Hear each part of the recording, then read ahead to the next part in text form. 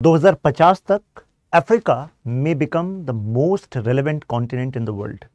Most relevant, जैसे ही Africa कहते हैं तो आपके दिमाग में आता है अफ्रीका, ओ पुअर, पुअर है अफ्रीका, सिविल वॉर चल रहा है अफ्रीका में, ऐसे ही कुछ सिचुएशन आता है, राइट। अफ्रीका के लिए एक वर्ड और फेमस है, कहा जाता है रिसोर्स। समझ लीजिए कि रिसोर्स का एक श्राप लगा हुआ है इसको। आप कहेंगे ये क्या बात हुई? देखिए, रिसोर्स होने का मतलब ये नहीं कि आप अमीर हो जाएंगे। कितने सारे देश अमीर इस वजह से हुए because they could tap into the resources of Africa on the terms which was in their favour. यानी कि वेस्टर्न कॉलोनियल जो एम्पायर्स थे उन्होंने बंदर बाट कर दिया था अफ्रीका का। बाकायदा इसके लिए एक समिट हुई, 1884 में मीटिंग हुई और डिवाइड कर दिया कि कौन सा भाग किसके अंडर रहेगा, जिससे आपस में लड़ाई ना हो। जिसको बांट रहे हैं उसका कुछ नहीं, उसका किसी को नहीं पड़ा हुआ। यहीं से फिर अफ्रीकन लोगों को स्लेव बनाकर एक्सपोर्ट किया गया। तो सीधी सी बात है, आपको रिलेवेंट भी रहना है और आपको स्ट्रांग भी रहना है, नहीं तो बाहर से इस तरीके से एक्सप्लॉयटेशन हो जाता है। कई लोगों को इसका वीडियो का टाइटल देखकर लग रहा होगा, how can actually India actually overcome China, China has more money. क्या अफ्रीका को केवल रिसोर्सेस की जरूरत है? मतलब रिसोर्सेस इन द सेंस क्या इन्वेस्टमेंट की ही जरूरत है? अरे इन्वेस्टमेंट कैसा, किस एरिया में, इन्वेस्टमेंट की टर्म्स, ये सब भी तो मैटर करता है। एग्जांपल देता हूं, जैसे अफ्रीका मैंने कहा कि रेलेवेंट है, रेलेवेंट किस लिए और किस लिए और हो जाएगा। जैसे कि अफ्रीका की पॉपुलेशन की बात करते हैं, among the youngest you can से कॉन्टिनेंट कहा जाता है Africa. More than 50% population, around 58% population is under the category of labor force. कहा जा रहा है बियॉन्ड 60% होने वाली है, ये ग्रेजुअली 65% होगी 50 के आसपास तक। तो जहां पर दुनिया की हम आबादी को बूढ़ा होता हुआ देख रहे हैं, अफ्रीका जवान हो रहा है। अगर मैन्युफैक्चरिंग सेक्टर को पुश करना है, अपनी इकोनॉमी को पुश करना है, तो आपको स्किल्ड लेबर की जरूरत है कि नहीं है? अफ्रीका रिलेवेंट होगा कि नहीं होगा? रास्ता किससे होकर जाता है? अफ्रीका के पेरिफेरी से होकर जाता है। इसी वजह से ट्रेडिशनली उन्होंने अपनी डोमिनेंस बनाने की कोशिश रखी है इस पूरे जोन पर। You will be surprised to know the nations as we know in Africa, जो आज हम नाम से जानते हैं देशों को, अभी हम मैप पर भी जाएंगे, वो actually borders were created by colonial powers. उसके बाद अफ्रीकन यूनियन जब बना तो अफ्रीकन यूनियन ने सोचा कि अब कॉलोनियल पावर्स ने बना दिया है, डिवीजन कर दिया है लोगों का, सेम एथनिक लाइन के लोग दो देशों में मौजूद हैं, फिर वो वहां पर माइनॉरिटी बनकर दूसरे जो मेजॉरिटी वाला यू कैन से एथनिक ट्राइब उसके साथ कॉन्फ्लिक्ट में है। तो क्या रीड्रॉ कर ली जाए बाउंड्रीज? तो फिर अफ्रीकन यूनियन ने ठाना चलो ऐसा करते हैं, रीड्रॉ नहीं करते, बाउंड्रीज एज इट इज रखते हैं, पीस के लिए यही ठीक है। खैर, लेकिन अब अफ्रीका रिवाइव हो रहा है। अब अफ्रीका वो वाला अफ्रीका नहीं है जिसका बंदरबाट इन्होंने किया था। ये रहा Berlin conference 1884, European colonial powers बैठी हैं यहां पर, UK, Germany, France, Portugal, Belgium, they were dividing this. लेकिन 1940s onward, specifically world war II, 1939 से 1944, अब जो है अफ्रीका के हालात बदलने वाले थे। अब देखना, इस वीडियो में हम 3 सेक्शंस हमने मतलब इस वीडियो के रखे हैं। पहला अफ्रीका पर चर्चा कर रहे हैं, उसके बाद चाइना पर चर्चा करेंगे, what China is doing and what went wrong, why. फिर उसके बाद इंडिया पर चर्चा करेंगे। अब ये देखिए, डीकोलोनाइजेशन, आप सबको पता है 1947 में हम भी आजाद हुए। उसके बाद नॉन अलाइन मूवमेंट में हमने अफ्रीकन नेशंस को भी साथ रखा, याद है, इजिप्ट, अब्दुल नसर। और हमारा एक मुद्दा क्या था? डीकोलोनाइजेशन। तो हम भी इनकी डीकोलोनाइजेशन वेव को सपोर्ट कर रहे थे। लेकिन क्या डीकोलोनाइजेशन का मतलब यह था कि इनका अब भविष्य बदलने वाला था? देखिए, एक बुक है Why Nations Fail by Daron Acemoglu, उसमें वो ये बात कहते हैं कि कोई देश कितना आगे जाएगा ये इस बात पर डिपेंड करता है कि उस देश के पॉलिटिकल इकोनॉमिक इंस्टीट्यूशंस कैसे होंगे। आप कहेंगे कुछ बड़ा टफ सी बात लग रही है, मैं एक सिंपल सा एग्जांपल देता हूं। उस बुक ने एक्चुअली एक मैप, एक लाइन ड्रॉ की हुई है, वो लाइन है मैक्सिको एंड यूएसए की। तो फ्लोरिडा यूएसए में है, सोनोरा मैक्सिको में है। उस लाइन के उस साइड फ्लोरिडा, राइट, ऊपर यूएसए हो गया और नीचे मैक्सिको हो गया। उन्होंने कहा कि जब US, United States of America as one nation forge नहीं हुआ था तो ये एरिया एक ही जैसा था, लोग वैसे ही थे, रिसोर्सेज वैसे ही थे, सब कुछ फैसिलिटीज वगैरह सब सेम थी, सेम चैलेंजेस। लेकिन एक तरफ यूएसए बना जो मॉडर्न नेशन बना, जिसने ध्यान दिया पॉलिटिकल स्टेबिलिटी पर, इकोनॉमिक पॉलिसीज पर, ऐसी इकोनॉमिक पॉलिसीज जो उसको स्ट्रेंथन करें, right. Stability, economic policy, right. और स्टेबिलिटी कैसे आती है? अरे भाई स्टेबल पॉलिटिक्स से भी तो आती है। यही चीज अफ्रीका नहीं कर पाया इन पोस्ट इंडिपेंडेंट पीरियड में भी। पहले तो कॉलोनी थे, उसके बाद मौका था, वो मौका मिस हो गया। देख रहे हैं, अगर वो मौका मिस हो जाता है तो पूरे कॉन्टिनेंट के लोगों का जो भविष्य है, मतलब एक जनरेशन तो चलो समझ लो कि ऐसे ही चली गई फिर वो, राइट। अब अवेकनिंग चल रही है। तो उस बुक में बताया कि देखो अब फ्लोरिडा अब नेक्स्ट पेज पे इमेज दे रखी है, क्या बात है। फ्लोरिडा में sky scrapers and modern facilities, ऐसा दिख रहा है कि अब भविष्य बिल्कुल मतलब चेंज हो गया। इसके बाद सोनोरा वैसा का वैसे ही दिख रहा है, मतलब ऐसा ही, मतलब पुअर इंफ्रास्ट्रक्चर वैसा ही दिख रहा है। तो कहने का मतलब जगह वही, लेकिन किससे चेंज हुआ? Political stability, economic policies. So अब अफ्रीका, मैंने कहा कि अवेकनिंग में है। तो अवेकनिंग का मतलब क्या हुआ? जरा करंट प्रोफाइल को देख रहे हैं, क्योंकि अफ्रीका अब अपनी इस प्रॉब्लम को समझ रहा है।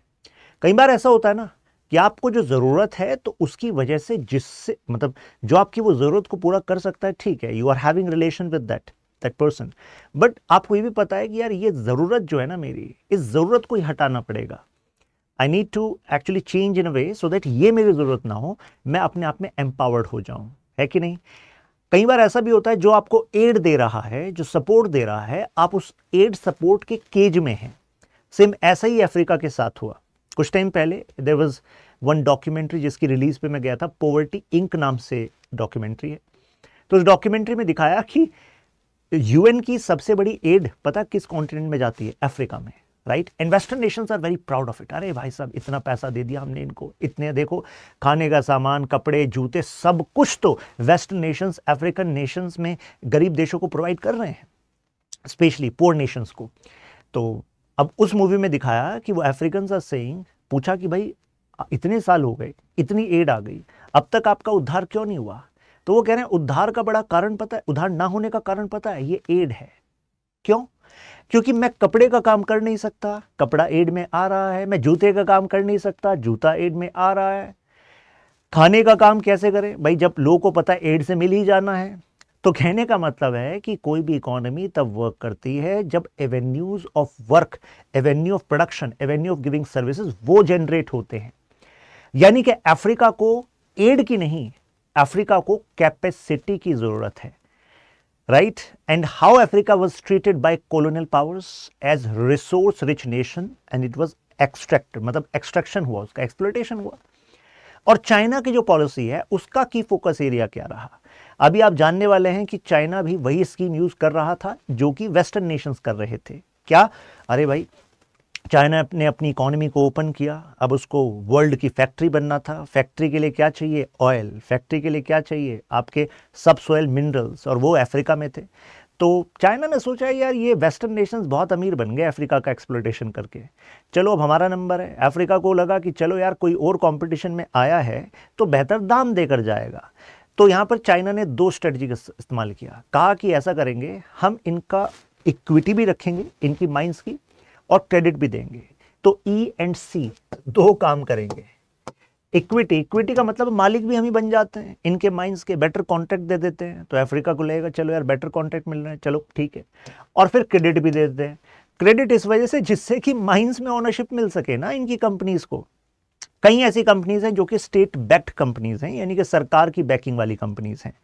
तो इस तरीके से इन्होंने अफ्रीका को अपनी गिरफ्त में लेने का सोचा, जो ये कर रहे हैं। लेकिन अब अंडर करंट चल रहे हैं क्योंकि अफ्रीका इज अवेकनिंग। और अभी मैं कुछ प्रूफ्स आपको बताऊंगा जिससे लग रहा है कि इनकी जो स्कीम है, लग रहा है ये फेल हो रही है। आगे जरा बात करते हैं। तो ये जो अफ्रीका ने अपना मॉडल रखा था कि हम एक्सपोर्ट करते रहेंगे रिसोर्सेज को, ये बताइए इस मॉडल से भला होने वाला था क्या? नहीं ना। एक और इंटरेस्टिंग केस स्टडी है। न्यूजीलैंड के पास जब आप साउथ पैसिफिक को देखते हैं तो साउथ पैसिफिक में आप नाउरू, क्रिबेटी नामक नेशंस को देखते हैं। ये साउथ पैसिफिक के कुछ देशों को भी इसी बात का चस्का लग गया था। उनको लगा अरे भाई हमारे यहाँ तो ये मिनरल मिलता है, चलो इसको एक्सपोर्ट करो, पैसा पैसा पैसा। अब उस चक्कर में उन्होंने अपनी इकोनॉमी को डाइवर्सिफाई नहीं करा। इकोनॉमी को डाइवर्सिफाई नहीं करा तो किसी और एरिया में इन्वेस्टमेंट, मैन्युफैक्चरिंग, सर्विसेज वो डेवलप नहीं हुई। अब रिसोर्स एक्सप्लॉयटेशन हो गया, उसकी वजह से एनवायरमेंटल प्रॉब्लम्स भी आ गई। अब आप साउथ पैसिफिक ओशन के नेशन है, छोटे छोटे नेशन है, अब आप पर जो क्लाइमेट चेंज का इंपैक्ट पड़ रहा है, अब आपके पास उसको हैंडल करने की भी कमाई नहीं है, क्योंकि जो बेच दिया वो तो बेच दिया। तो ये फोरसाइट होनी बहुत जरूरी है। कई बार ऐसा होता ना, दूसरे के गलत कामों से सीख लोगे तो बेटर रहेगा। तो अब अफ्रीका ने अपने आप को वल्नरेबल पोजीशन में रखे रखा, एक्सपोर्ट करते रहेंगे। लेकिन भाई साहब एक्सपोर्ट करते रहोगे, देखो क्या हुआ, कोविड के दौरान हमने ग्लोबल स्लंप देखा। उसके बाद से ही कई ऐसे मिनरल्स हैं जिनकी प्राइस इंटरनेशनल मार्केट में डिप हो गई। इंटरनेशनल मार्केट में प्राइस डिप होगी तो भाई साहब आप तो एक्सपोर्ट के भरोसे बैठे थे, तो आपको नुकसान होगा कि नहीं हुआ? बिल्कुल नुकसान होगा। तो सेम इनको नुकसान हुआ क्योंकि एक्सटर्नल प्राइस फ्लक्चुएशन से दे वर गेटिंग इंपैक्टेड। तो अब इन्हें ये बात समझ में आई है। Now they are seeking investment into diversified areas. तो आप कहेंगे सर हमसे बेटर इन्वेस्टमेंट तो चाइना दे ही रहा होगा ना। अरे investment in area, investment, how that investment is it demand driven or it is conditional in a way so that African nations are realizing that their sovereignty is getting compromised. Second case is there. This is happening. तो अब वो ये चाह रहे हैं कि हम अपनी मैन्युफैक्चरिंग को स्टैब्लिश करें, बाहर से कंपनी इन्वेस्ट करने आए लेकिन वो हायर करें हमारे जनता को। चाइना के प्रोजेक्ट्स में क्या है, जो क्राउन ज्वेल है चाइना की स्ट्रेटेजी का इन अफ्रीका, कौन सा प्रोजेक्ट है? BRI, belt and road initiative. 90% जो कंपनीज हैं इस प्रोजेक्ट में इन्वॉल्व वो चाइनीज ही कंपनी है। उससे भी बड़ी बात कि मेजॉरिटी ऑफ जो वर्कर्स वो लेकर आ रहे हैं वो चाइना से लेकर आ रहे हैं। तो एक तरीके से BRI तो वाली बात होगी, इंफ्रास्ट्रक्चर चाहिए तुम्हें, चाहिए जी, पैसा तो तुम्हारे पास होगा नहीं, नहीं है जी, लोन चाहिए, लोन हम दे देंगे, टेंशन मत लो। लोन देकर वो पैसा आपको लोन में दिया, अपनी कंपनी को कॉन्ट्रैक्ट दिलाया, अपनी लोगों के एम्प्लॉयमेंट की प्रॉब्लम को सॉल्व किया और पैसा अपनी कंपनी को रूट कर दिया। आपके हाथ में क्या आया? आपके हाथ में आई एक शीट जिस पे लगा था, अच्छा आपने $10 बिलियन लिए थे, $10 बिलियन पे इंटरेस्ट ये लग गया, अब जो है चुपचाप $14 बिलियन दे देना। आपका प्रोजेक्ट चले ना चले वो आपका रिस्क है। इन्होंने आपको एक सपना दिखा दिया था, भाई साहब इस प्रोजेक्ट से तुम्हारा इकोनॉमी ट्रांसफॉर्म हो जाएगी। ट्रांसफॉर्म अगर किसी की इकोनॉमी हुई है वो चाइना की इकोनॉमी हुई है।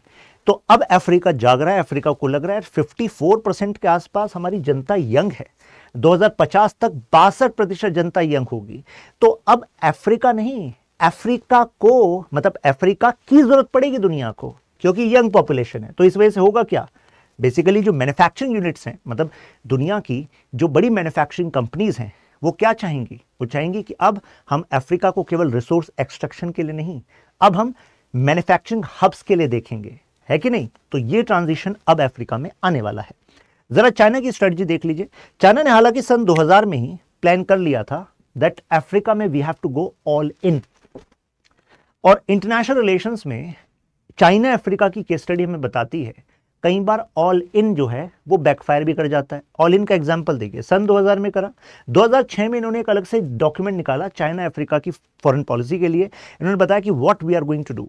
2006 वाले साल में ही जब इन्होंने डॉक्यूमेंट निकाला, उसके बाद इन्होंने एक समिट करी, वो उस समय की सबसे बड़ी समिट थी। मतलब किसी भी कंट्री में, मतलब चाइना की बात करें तो चाइना में इतनी बड़ी समिट किसी की नहीं हुई थी। समिट का मतलब है इतने सारे देशों के लोग एक साथ चाइना में मौजूद थे। तो 48 नेशंस इन्होंने वहां पर बुला लिए। उसके बाद इन्होंने कहा हम आपको क्या प्रोवाइड करेंगे, हम आपको लोन प्रोवाइड करेंगे उसी समय से। बट उस समय लोन का क्वांटम काफी छोटा था। अब आप कहेंगे सर लोन का क्वांटम बड़ा कैसे हुआ? Thanks to Xi Jinping.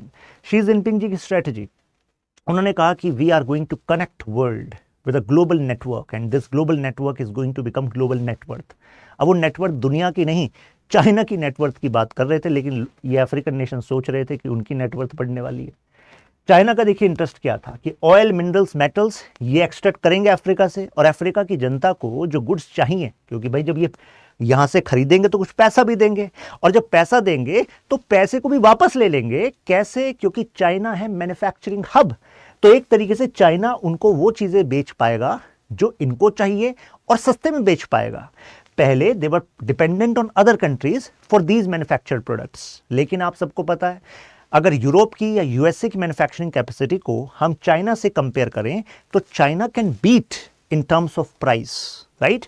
तो एक तरीके से भाई अफ्रीका की मार्केट के लिए, जैसे कहते हैं ना जब हम प्रोडक्ट्स की बात करते हैं कि कुछ प्रोडक्ट्स मार्केट सेट देखा जाता है, तो उन प्रोडक्ट्स का जबरदस्त मार्केट सेट क्या था? अफ्रीका था।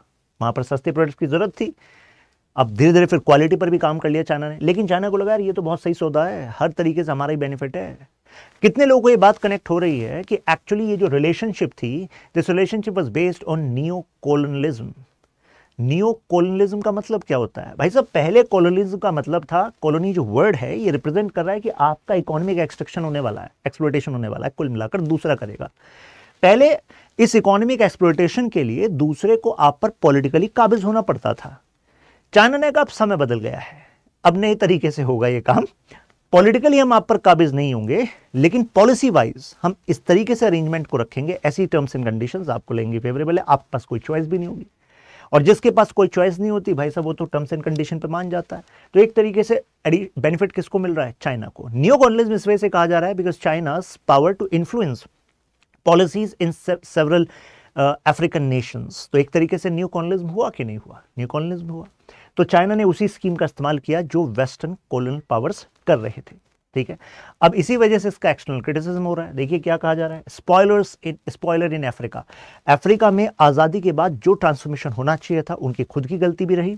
दूसरा, जब आप कमज़ोर होते हैं तो अफ्रीकन, जैसे अफ्रीका वाज देयर तो China was looking for opportunity, है कि नहीं? हर कोई वो करेगा जो उनके नेशनल इंटरेस्ट में है, राइट। तो चाइना ने पूरे अफ्रीका को पेंट करना स्टार्ट कर दिया, तभी तो मैंने कहा ऑल आउट चाइना यहां पर गया, ठीक है। तो न्यू कॉलोनियलिज्म एक तरीके से इसने शुरू कर दिया। अब चाइना कैसे फेल हो रहा है इस पर जरा हम बात करते हैं। पहली बात तो जितने आपने प्रोजेक्ट्स लगा दिए, पहले ये बताओ कि आपको इसमें रिटर्न मिलने वाला है क्या? चाइना रिटर्न मिलने वाला नहीं है, सिचुएशन ब्लीक है। काफी सारे प्रोजेक्ट्स जो है कंप्लीट नहीं हो पाएंगे, नहीं हो पा रहे फिलहाल। ऐसा क्यों?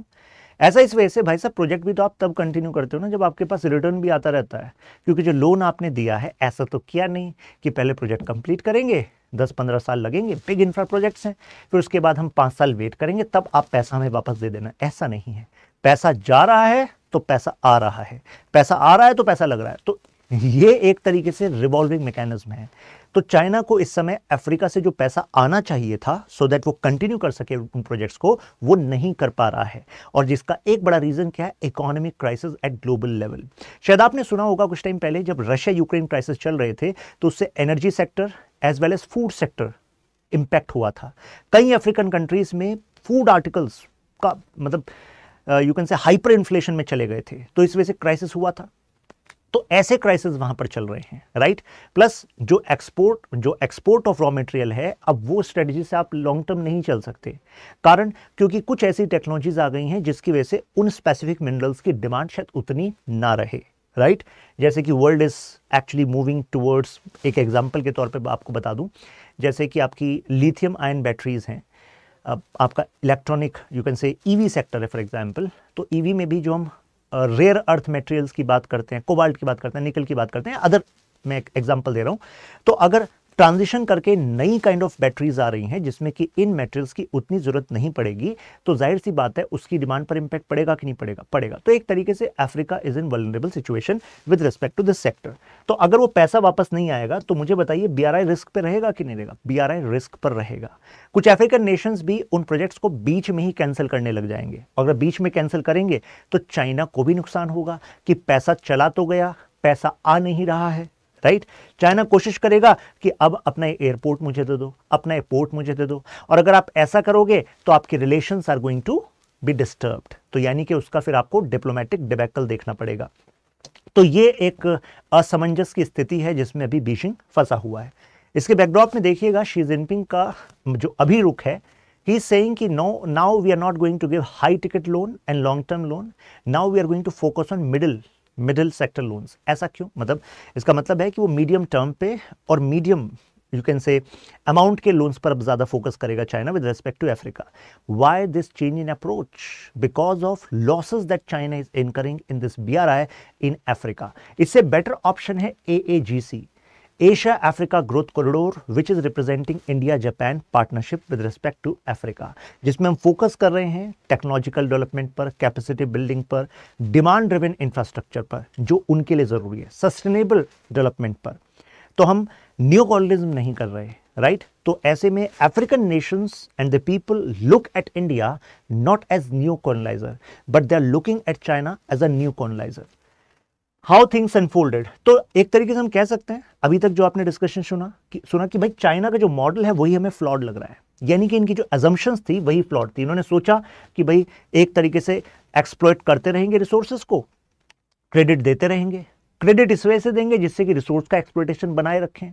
अब रिसोर्स का एक्सप्लोइटेशन बनाए रखें, क्रेडिट देते रहे, अब इतना क्रेडिट दे दिया कि वो क्रेडिट ही आपका वापस नहीं आना, राइट।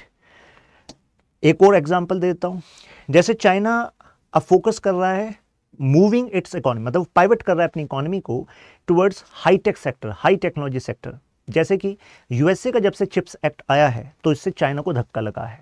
कारण यूएसए ने अपनी कंपनीज को कहा है that you are not going to give specific this category of semiconductor technology to China.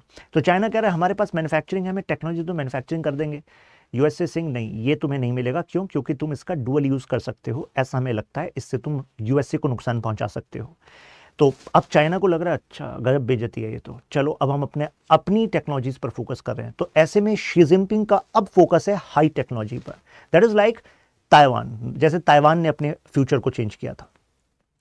अब चाइना केवल सेमीकंडक्टर पे ही नहीं, चाइना नेक्स्ट जेन टेक्नोलॉजीज पर फोकस कर रहा है, चाहे वो ईवी हो, एआई हो, क्योंकि चाइना को पता है कि वेस्ट जो है मजबूत बना है केवल इस वजह से नहीं कि उनके पास मैन्युफैक्चरिंग थी, नहीं, वेस्ट इस समय पर लीड कर रहा है क्योंकि उनके पास वो प्लेटफॉर्म्स थे जो दुनिया को जरूरी हैं, दुनिया के लिए जरूरी हैं। जैसे अगर मैं 5 बिग टेक कंपनीज की बात करूं वर्ल्ड की, तो वो कहां की कंपनीज हैं? आप नाम शुमार देखेंगे यूएसए का। प्लेटफॉर्म्स का मतलब है चाहे आप विंडोज की बात करें, माइक्रोसॉफ्ट तो अभी चर्चा में भी था, गूगल, अमेजन, तो आप इंटरनेट सर्विसेज के बिना सर्वर्स के बिना रह सकते हैं क्या? नहीं। आपका ऑफिस है, एजुकेशन है, ये सब किस पे चल रहा है? आपके डेटा सर्वर्स पे चल रहा है। सबसे बड़ी कंपनीज डेटा सर्वर्स की किसकी हैं भाई साहब? यूएसए की हैं, अमेजन फॉर एग्जाम्पल, राइट। तो वो खुद अपने दाम डिसाइड करते हैं और आपको वो दाम चुपचाप देना पड़ता है। तो चाइना इस तरह की टेक सेक्टर में हेजेमनी पर फोकस कर रहा है। अगर चाइना उस तरफ अपने आप को ट्रांजिशन करेगा तो जाहिर सी बात है अब चाइना की जो अफ्रीका की जो नीड होगी रिसोर्स एक्सप्लोइटेशन की, वो उतनी ज्यादा नहीं होगी, राइट। तो फ्यूचर के पर्सपेक्टिव से देखा जाता है हमेशा 50 साल में क्या चीजें बदलने वाली हैं और उसके स्टेप्स अभी लिए जाते हैं।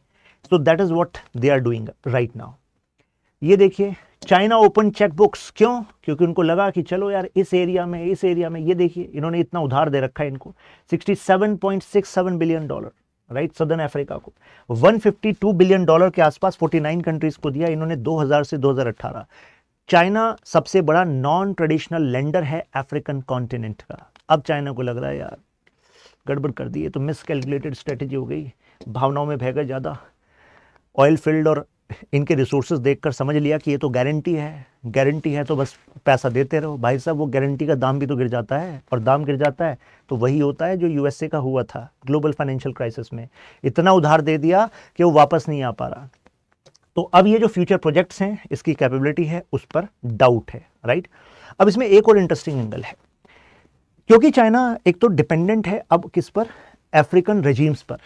आप कहेंगे कैसे? मतलब जैसे कि मान लो चलो 50 साल बाद चीजें चेंज होनी है, लेकिन अभी जो पैसा तुमने दिया है उसको तुम निकलवा सकते हो बाय सेइंग कि जो आपकी माइंस पे हमारी ओनरशिप है ना, तो उसके साथ कुछ एडजस्टमेंट कर लो, रीस्ट्रक्चर कर देते हैं आपके लोन को, हमें टैक्स ब्रेक्स दे दो, ऐसा कुछ करके एडजस्टमेंट कर सकते हो। लेकिन उस एडजस्टमेंट के लिए भी आपको यहां से रिसोर्सेज को निकाल कर लाना पड़ेगा। और रिसोर्सेज को निकाल कर लाने में अब मैंने क्या कहा, सिचुएशन ऐसी इस समय अफ्रीका में, जैसे कि इस बार प्रीलिम्स में क्वेश्चन आया था, सहेल रीजन सबसे ट्रबल्ड जोन है, सबसे ज्यादा मिलिट्री कू यहां पर हो रहे हैं, टेररिस्ट ऑर्गेनाइजेशंस यहां पर है।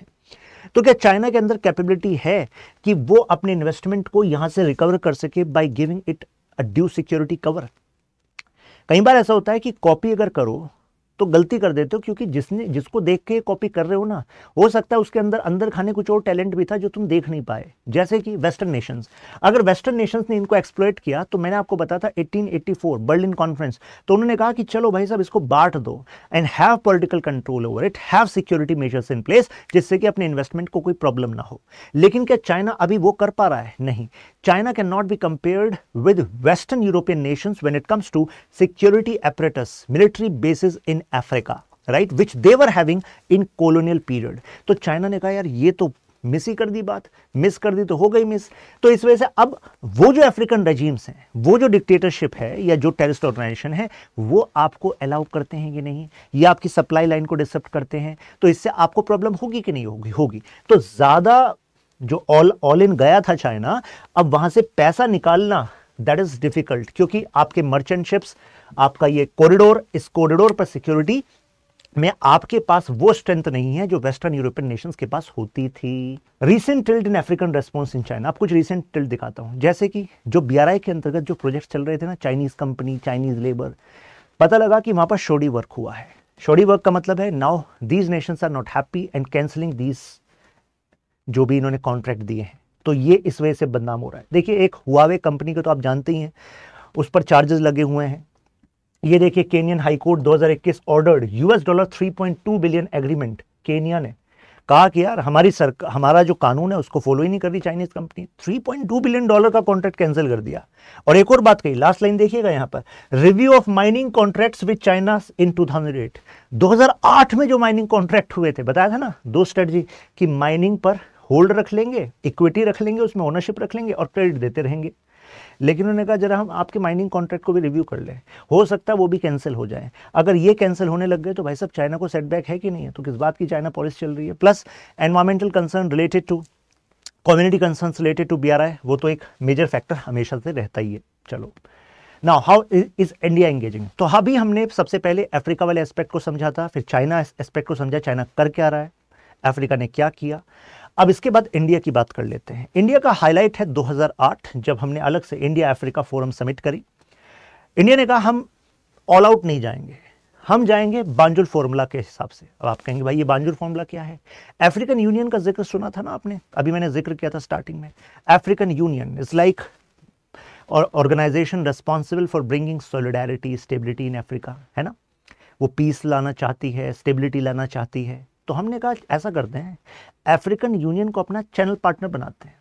मतलब कि देखो डायरेक्ट जो हेल्प होती है वो तो चलती है, लेकिन हम अफ्रीकन यूनियन को साथ लेकर चलेंगे with respect to India's strategy in these nations. Plus we are not going to focus on all nations, we are going to focus on selective 12-14 initially.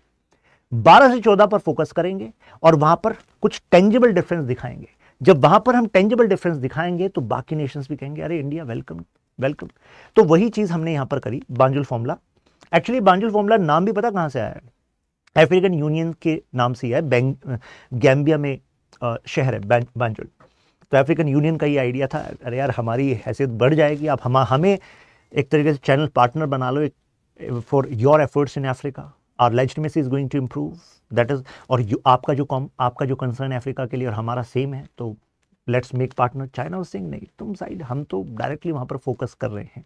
China का फोकस वो था, हमने ऐसे बैलेंस किया। इंडिया अफ्रीका रिलेशंस, अब Modi era में देखिए 2 visit का जिक्र किया जाता है, रवांडा एंड युगांडा, क्योंकि रवांडा में पहली बार कोई हमारे लीडर गए। युगांडा में तो फेमस जो स्पीच दी थी मोदी जी ने, उससे बनते हैं 10 principles with respect to India's Africa policy. जब भी इंडिया अफ्रीका रिलेशंस पे क्वेश्चन आता है तो इन 10 प्रिंसिपल्स को चिपका के आना है। आप कहोगे यार 10 प्रिंसिपल याद कैसे होंगे? कोई दिक्कत वाली बात नहीं है। ये सोचो जो इंडिया की स्ट्रेंथ है ना, बस वही प्रॉमिस कर रहे हैं हम, वही तो प्रॉमिस करेंगे। देखिए डीप करेंगे एंगेजमेंट, अच्छी अच्छी बातें होगी, वैल्यू करेंगे। इसके बाद हम फोकस पता किस पर करें? Digital India. आप सबको पता है UPI, financial inclusion via UPI, आधार। तो हम ये कह रहे हैं कि अगर हमने अपने ऐसे प्रोडक्ट से डिजिटल ट्रांसफॉर्मेशन किया है तो हम आपका भी वो डिजिटल ट्रांसफॉर्मेशन कराएंगे। हम एक बड़ी मार्केट भी हैं, तो आप भी अपनी मैन्युफैक्चरिंग पर फोकस कर रहे हो, तो मैन्युफैक्चरिंग तो आपकी तब चलेगी जब आप अपने प्रोडक्ट्स को बेच पाओगे कहीं। तो इंडियन मार्केट है ना आपके लिए, टेंशन क्यों ले रहे हो? प्लस जैसे हमारे former foreign secretary mister Harsh V Shringla कहते हैं, India and Africa has lot in common which China and Africa is not having. आप कहोगे भाई ऐसी क्या बात है? India and Africa both are community based you can say areas, क्योंकि अफ्रीकन कॉन्टिनेंट है, इंडिया सब कॉन्टिनेंट कम्बिनेशन है, तो कम्युनिटी बेस्ड सोसाइटीज हैं। यानी कि कम्युनिटी डिसाइड करती है सही गलत, कम्युनिटी पे मतलब कम्युनिटी बेस्ड सोल्यूशन हो सकते हैं to the problems which are in Africa and India. आप कहोगे मतलब समझ नहीं आया। मतलब ये है कि जो लिबरल वर्ल्ड है, वेस्टर्न वर्ल्ड है, उनका जो वे ऑफ लाइफ है वो इंडिविजुअल पर बेस्ड है, इंडिविजुअल राइट्स पर बेस्ड है। मेटेरियलिज्म बहुत ज़्यादा है, इंडिया में भी आ रहा है, सब जगह आ रहा है मेटेरियलिज्म तो, लेकिन बात यह फिर भी यहाँ पर अभी भी ज़्यादातर लोग कहाँ गाँव में हैं। और आपने अगर फॉर एग्जांपल केरला का मॉडल देखा तो अगर कोई आपदा हुई तो अगर हमने SHGs को वहाँ पर मजबूत करा, सेल्फ हेल्प ग्रुप्स को मजबूत किया, तो वहाँ पर वो काम आए कि नहीं आए। तो यानी कि ग्रास रूट पर लोगों को मोबिलाइज करना can be a solution to the problem of education, to the problem of health care, to the problem of local governance. तो इंडिया ने जो अपना किया है वो भी हम अफ्रीका को सिखा सकते हैं, हेल्प कर सकते हैं, राइट। क्लाइमेट चेंज का आपका मुद्दा है, उस पर हेल्प कर देंगे। टेररिज्म के मुद्दे पर हमें भी प्रॉब्लम है भाई साहब, आप भी ग्रस्त हो इसी से। African Nations open and free trade का कमिटमेंट, अब इस पे हमारे लिए बहुत इंपॉर्टेंट है अफ्रीका, कारण इंडिया इंडियन ओशन की ताकत बनना चाहता है, राइट। एक समय पर हम देखते थे इंडियन ओशन बैकडोर है हमारी, नहीं अब हम फ्रंट मानते हैं उसको। तो ऐसे में बिना अफ्रीका की पार्टनरशिप के इंडियन ओशन को हम सुरक्षित रख सकते हैं क्या? नहीं ना। तो इस वजह से फ्री एंड ओपन रखना है तो अफ्रीका के साथ पार्टनरशिप करनी होगी।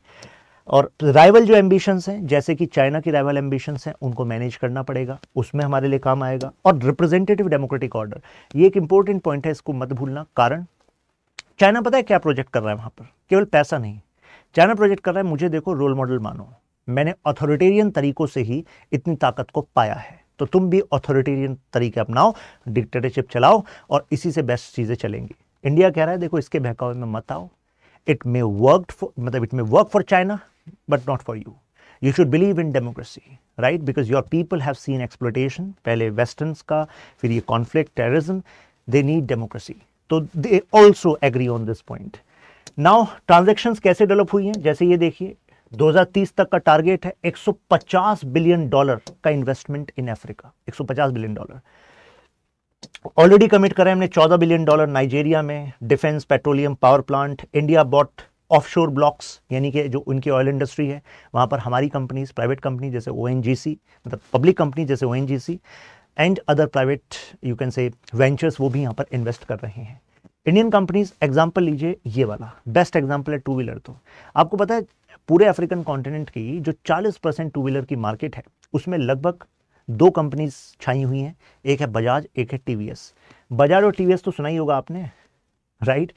और चाइना की पता कि कितनी कंपनीज हैं? एक्चुअली मोर देन 100 कंपनीज हैं चाइना की which are competing with these 2 companies. लेकिन ये 2 कंपनीज जो है हिला नहीं, मतलब इनका जो स्पेस बन गया है मार्केट में उसको चाइनीज कंपनीज बिल्कुल हिला नहीं पा रही। रीजन क्या है? रीजन बताया जाता है quality, adaptability with the need of Africa and price. तो इससे इनकी बनी हुई है स्टेबिलिटी। नाउ अब इसके बाद हम डिफेंस वाले एस्पेक्ट पर भी जा रहे हैं। जैसे India is seeing Africa as a destination for defence export, जैसे कि करीब हमने $500 मिलियन का डिफेंस एक्सपोर्ट कर चुका है। जैसे कि आपके HAL हेलीकॉप्टर्स हुए, plus we are also positioning Pinaka, जिसका एक का मतलब अगर हम एक का प्राइस कहें मतलब पूरे बैरल का तो $42 मिलियन के आसपास, मतलब पूरे कॉन्ट्रैक्ट की हम बात करें तो ऐसी चीज़ों को हम पिच कर रहे हैं। इसके अलावा ब्रह्मोस को भी हम पिच कर रहे हैं। अब ये पिच के साथ आप कहोगे एक वर्ड यहाँ पर आ रहा है डिफेंस अटैचे। इसका मतलब होता है कि वहाँ पर एम्बेसी के साथ डिफेंस अटैचे का मतलब है कि उनके सिक्योरिटी कंसर्न प्लस उनके सिक्योरिटी कंसर्न के हिसाब से उनकी जो डिफेंस नीड है उसको इंडिया प्रोवाइड करे, right. So that is the angle which India is looking for, defence export. ये बता रहा था मैं $42 मिलियन चाहिए। तेजस LCA का प्राइस है, राइट। पिनाका हम साथ में पिच कर रहे हैं, पिनाका आगे मिल जाएगा आपको, पिनाका भी यहाँ पर लिखा हुआ है, ठीक है। Now India's engagement is different. अब डिफरेंस क्या है? क्योंकि India's engagement is demand driven, focusing on capacity, non intrusive, that is how we are focusing on. But China का तो रिप्रेजेंट कर रहा है कॉलोनियलिज्म, राइट। तो ये एक्यूज तो मैंने आपको बताई दिया क्या क्या है। हम डेमोक्रेसी हैं और डेमोक्रेटिक आइडियल्स को ही वहां पर प्रमोट कर रहे हैं, राइट। लैंग्वेज एंड कल्चर का इंपैक्ट भी है। देखो चाइना ने अपने कल्चरल सेंटर्स ओपन कर दिए, मैंड्रिन सिखा रहा है वहाँ पर, लेकिन फिर भी अफ्रीका, क्योंकि कॉलोनियल इन्फ्लुएंस रहा है अफ्रीका पर, वेस्टर्न यूरोपियन, तो वहाँ पर English is the you can से लिंक लैंग्वेज, तो वहाँ पर इंडिया को भी एडवांटेज मिल जाता है, राइट। तो कंक्लूजन के तौर पर हम कह सकते हैं कि Africa is strategically important for India. India has to focus on few things. जैसे कि जब हम PSR ऑप्शनल में इसको पढ़ते हैं इंडिया अफ्रीका रिलेशंस को, तो हम थोड़ा सा और थ्योरी एंड स्कॉलर्स का गार्निशिंग कर देते हैं इंडिया अफ्रीका में, और इंटरलिंकेज डेवलप हो जाते हैं। लेकिन एक चीज़ वहाँ पर भी सामने आती है कि जैसे हमने वहाँ के टेक्नोलॉजी ट्रांसफॉर्मेशन में IT टेलीकॉम में एक बड़ा योगदान किया है, जैसे कि एक इनिशिएटिव हम कोट करते हैं iTech। इसके अलावा ये कहा जाता है कि कुछ जो हमारे इनिशिएटिव्स हैं उनकी डिलीवरी में डिले रहा है। So delay in delivery should not actually hamper India's prospects in Africa in this decade, that India should focus upon. जैसे कहते हैं ना कि भाई चाइना अपनी रेस दौड़ रहा है, ज़रूरी नहीं है कि उसको हराना है उसी के टर्फ पे, अपना टर्फ बनाओ, क्योंकि वो उसकी एडवांटेज है। चेकबुक डिप्लोमेसी वो हमारी एडवांटेज नहीं है, हमारी एडवांटेज कुछ और है। हमारी एडवांटेज ये है जिस पर हम खेल रहे हैं, राइट। यहाँ पर आपको ये पीडीएफ मिल जाएगी, शशांक त्यागी फॉर यू। इंस्टाग्राम यहाँ पर आप मेरे साथ कनेक्ट भी कर सकते हैं, यहाँ पे स्कैन करके हो जाएंगे। क्वेश्चन देखिए, discuss India's Africa approach with challenges in this regard. तो अब तो मुझे लग रहा है एक फेयर आइडिया आपको लग गया होगा। फिर मिलते हैं नेक्स्ट क्लास में, ख्याल रखिए अपना।